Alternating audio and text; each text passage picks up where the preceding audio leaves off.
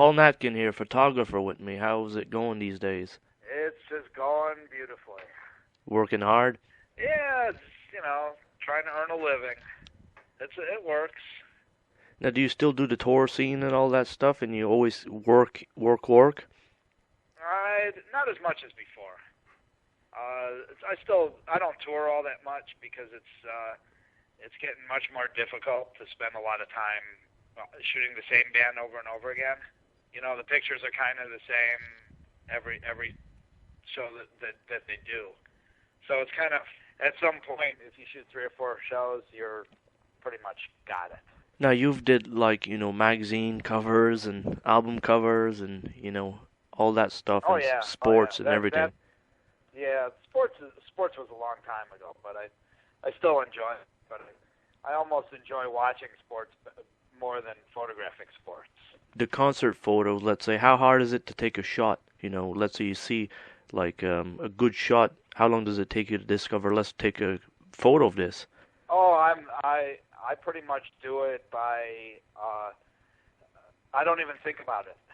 It just happens.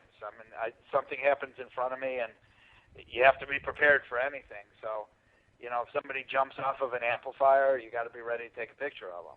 And is there times you missed good photos? Oh yeah, lots of times. But the law of averages says that you're going to get some eventually. But you can't. You've got to be ready. But you never know what somebody's going to do. Now, there's one famous photo, the tribute album cover for Ozzy Osbourne's tribute there with Right. Randy Rhoads. Now, I read that you were supposed to be photographing the keyboard player, Don Airy. Right. Well, yeah, but he doesn't. He didn't appear on stage. He was up in the castle, like up above the stage, and you couldn't see him during the show. So I actually went in the afternoon and I photographed him. I went up to his little spot with him and photographed him up there. And then I really wasn't even going to stay for the show, but I was talked into it, and that's how I got that famous photograph. Do you remember much of that night? How you got that famous shot? It was kind of by accident, actually. I was photographing Ozzy, and in those he's still a great performer, but that was 1982 when he still had tons of energy and used to go running back and forth across the stage the whole night. And at some point, I stopped following him back and forth because it was too much work lugging my camera equipment back and forth. So I stayed on one side and waited for him to come back toward me. And there was this guitar player that I had never even heard of. I had no idea who he was, and he was just standing right in front of me. And so I started taking some pictures of him just to, until Ozzy came back. And Ozzy came back and picked him up, and I took 2 pictures, and that was the end of it. So it was just being in the right place at the right time. And then that would be your most famous photo, I take it? Probably the most famous photo I ever took. It's been everywhere. It's been on guitar magazines. It's been a billboard in Hollywood. Yeah, it's been in a lot of places. For a photo like that, what's the chances of, you being there that night when that happens? It's a weird coincidence, isn't it? It's all luck. And, you can't predict it. It's just basically being in the right place. It's just luck. After that concert, did you go backstage and talk to the guys of the band also? And do you do that often? Not as often as you might think. I'm not, I'd rather just shoot my pictures and go home. I'm not a big fan of hanging out afterwards. If it's somebody I'm touring with, of course, but most of the time I go out and shoot and never actually meet the band unless I'm doing pictures of them off stage. For photo pits, how crazy does it get at some concerts? Well, the metal concerts are definitely a lot crazier than folk music concerts. Metal concerts are usually pretty crazy. There's usually people that are passing out in the audience behind me, and they grab them and pull them over the barricade to get them out to medical attention. Right. So I always have to be thinking in the back of my head that somebody's going to fall on me at any given moment. So I have to, and I have to make sure I'm not in the way of the security guys, because that's their job. So yeah, it becomes kind of difficult, but it's still kind of fun. Now, for unreleased photos, is there a whole catalog that's nobody ever seen? Well, there are tons of photos because I've photographed. I have a list that's over 4,000 names long of bands that I photographed, and most of them I would say nobody's ever even heard of. Right. But you never know. You have to photograph people when they're starting out with the hope that they're going to become famous someday. And so I photograph a lot of people that nobody will ever want a picture of. But there's a certain percentage that I photograph them when I've never heard of them, and then they become pretty famous. So how do you find out that they finally became famous? Do you research on these people? Well, eventually, I read a lot of magazines. I look on the web quite a bit, and there are times. I mean, here's an example. Last year, I was photographing a big festival. It's called Farm Aid. Okay. It's a concert to help farmers in America. It's put on by Willie Nelson and John Mellencamp and Neil Young. And there was a guy playing at the festival like in the afternoon that I took some pictures of just because he had a kind of cool cowboy hat on. Didn't even know who he was. I wrote down his name and I put the photos in my file system. I figured I'd never heard of him. He's probably never going to amount to anything. And then about 6 months later, he won the Academy Award for the best song in a movie. And I had to go back and find those photos in case anybody wanted them. But I didn't even know who he was when I was photographing him. His name is Ryan Bingham. He wrote the song that was in a Jeff Bridges movie called Crazy Heart, and he won the Academy Award for the best song. And I couldn't even remember. I didn't even remember having taken pictures of him until the person I was with called me up and said, "Hey, remember that guy Ryan Bingham that you photographed? He just won an Academy Award." So stuff like that happens, but you just have to be prepared. For your archives, how do you keep it all cataloged so well? It's all in a computer program. It's called FileMaker Pro. Okay. So I have it, and then I have a lot of it is in digital form. So it's on a big hard drive. And it's in alphabetical order, so it's pretty easy to find stuff. And then the other stuff, I've got a whole wall of file cabinets in my house. For the old ones? The ones before digital. It's got negatives in it, it's got slides, it's got prints, it's got proofs. I've got. I'm sitting in that room right now. I've got 14 4-drawer file cabinets in a row here in this room, and they're all filed in alphabetical order. So I can find everything really quickly. But it's a pretty daunting task. It's a pretty crazy life. How many hours would you have put into cataloging this stuff, unless you've always done it? I catalog it as it goes along. Okay. I mean, if I started from scratch at some point, it would take about 10 years. But I started out with one file cabinet and a bunch of folders, and then when that was full, I added a second file cabinet, and everything is all listed and identified as I go along. So that's the big mistake of a lot of photographers is they just have everything in a big drawer somewhere, and then if they keep on shooting a lot, at some point they're gonna not be able to find anything. I can find any picture that I've ever taken in under a minute. Under a minute, so you got like the whole library set up then. Oh yeah, it's not that as long as you do it as you go along, so you don't end up with piles and piles of stuff to archive. It's pretty easy. Some of your most famous artists, mostly everything's been, released, would you say? No, not really. I mean, one of the bands that I work with more than anybody else is the Rolling Stones. Right. And most of my best stuff of the Stones is out where people can see it. I work with an agency in New York called Wire Image. But recently I got a call from somebody Keith Richards is doing a book on his life, and they asked for 2 of my photographs to be used in the book. And I just decided at that point I was just going to spend 2 or 3 weeks just scanning every good shot I had of the Rolling Stones.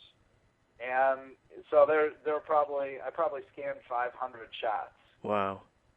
That nobody, some of it was actually kind of shocking to me because there was some stuff I didn't even remember. But now it's all scanned and now it's all available. When you take a band like the Rolling Stones, let's say, that's been photographed, since 1964, let's say, and, the book's been released, how many years of unreleased photos to every photographer in the world would there ever be Rolling Stone books released? Like another 500 years? There's got to be millions of them. And, the only way that stuff's ever going to be seen is if somebody dies.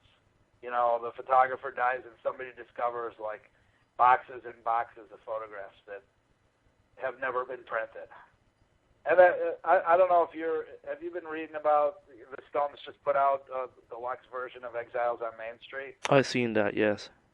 Yeah, well, there's the new issue of Rolling Stone, which just came out this week maybe or last week. It's got a bunch of pictures in it that from when they were recording that album that I don't think anybody's ever seen before. Yeah, so somebody's been sitting on those pictures for 40 some years. How would somebody discover these pictures, let's say? Like, all photographers are on the internet with a catalog display somewhere? Well, no. Even my stuff is not cataloged on the internet, just my website, right, which has got maybe 100 photos out of 1 million. But anybody can be found on the web these days.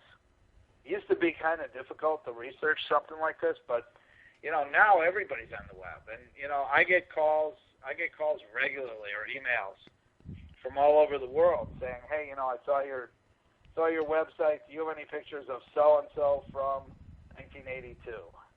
And if I do, I email them back and we make a deal.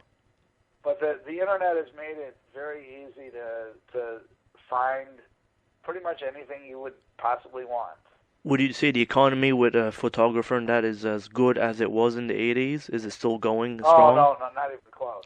Not even close. It's pretty terrible right now. Most of the magazines that I used to work for are either out of business or about to go out of business. So yeah, it's not a good time. It's certainly not a good time to be starting out doing this. When I started, it was a whole lot easier because there were only like 20 photographers in the country that were doing this. Now there's 20 just in Chicago. Right. I go to a show where I used to be the only person there, and now there's 20 people there. And I don't know how any of them actually make a living. I know they all have day jobs. They all work during the day in an office somewhere. And I've made a living doing it for almost 30 years now.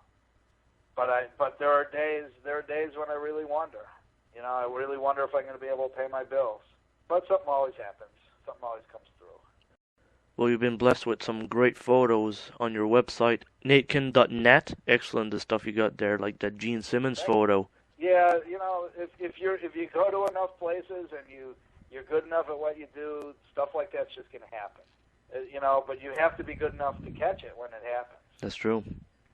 Because most of the time people are not posing for me. I'm photographing what's there. And if you're not good enough, you're going to miss the shot. You're going to get the shot 5 seconds later when it's nowhere near as good. Now, did you keep up with the digital age and how powerful the cameras are today? Oh, absolutely. You can't survive if you don't. I'm on my, I think, 4th different generation of digital cameras at this point. And because you have to have the best possible equipment to be able to compete with everybody else. So yeah, a lot of money is involved in keeping up with that whole thing. And then you have to have the proper computer to work on the pictures once you shoot them in digital. Well, first the computer, then the software. Yeah, for sure. So it's every time I upgrade my camera, I have to upgrade a computer and software. So, you know, it costs a lot of money to buy the camera, and then it's another. And to top it all off, I have to upgrade not just a desktop computer, but also a laptop. Because when I go on the road, I have to be able to process photos in a hotel room. So it's two computers and a lot of software every time I buy a new camera. Yes, None of that stuff is cheap. It's all pretty expensive. But it's, you know, if you don't do it, then your pictures are not as high quality as the next guy on down the road. And at that point, they start using somebody whose images are better quality. So it's you kind of have to. Paul, one final thing here. For that Ozzy Osbourne famous night that you went, was that the only night you ever photographed Ozzy Osbourne? Oh, no, I photographed him a whole bunch of times. I've probably photographed him. Well, I only photographed him once before that, and that was earlier on that same tour. But I also photographed Black Sabbath a couple times back in the early 80s. But since then, I photographed almost, you know, every time he's come through town. Well, yeah, he and Sharon are both. They both like me because they really like that picture. For sure. So I get better access than most people because they're my friends now because of that photograph, which is pretty darn cool, I gotta say. So that means you got a whole drawer full of Ozzy Osbourne photos. There's quite a bit. Quite a bit.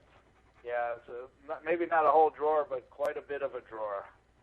You know, a lot of different situations. But yeah, he's really fun to photograph too. I've done a lot of like non-concert pictures, like off-stage pictures, and he's kind of pretty hilarious. He's a very funny guy.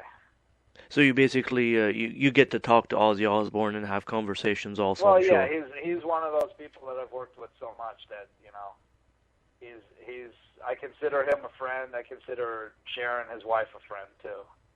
That's so good. They're really great people. Did you happen to read the new I Am Ozzy book? Not yet, but I want to. It's got to be pretty hilarious, I would think. Is very good. Yeah. They're actually his record company's putting out I think it's the 20th anniversary of that era. Yes. No, not 20th. It's got to be more than that. 30th. Like the era from 1980 to 1982. So 30th anniversary. So I've been scanning pictures of Ozzy and Randy for, you know, the last week, and I don't know, who knows what they're going to use, but, you know, I'm guessing they're going to use that famous picture somewhere. It's going to be a box set CD package. And with these pictures of Randy Rhoads and Ozzy Osbourne, you're talking about totally unreleased photos here from your collection. Yeah, there are a few that nobody's ever seen before, but most of them have.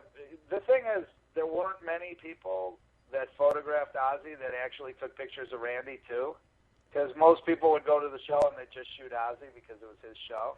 So there are maybe 3 or 4 guitar magazines in the United States and a couple in Japan.